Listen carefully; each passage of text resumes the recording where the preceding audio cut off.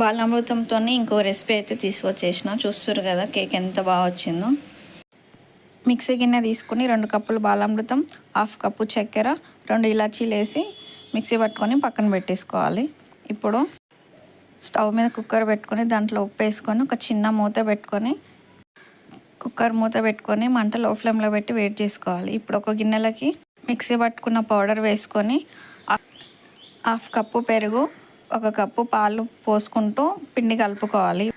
ఇప్పుడు కేక్ తీసుకోవడానికి ఏదైనా ఒక గిన్నె తీసుకొని దానికి ఆయిల్ కానీ నెయ్యి కానీ అప్లై చేసి గోధుమ పిండి కానీ మైదా పిండి కానీ అట్లా పోసుకొని బ్యాటర్ మొత్తం దాంట్లో పోసుకొని కుక్కర్లో పెట్టి లో ఫ్లేమ్లో ఒక 20-25 నిమిషాలు ఉంచుకోవాలి.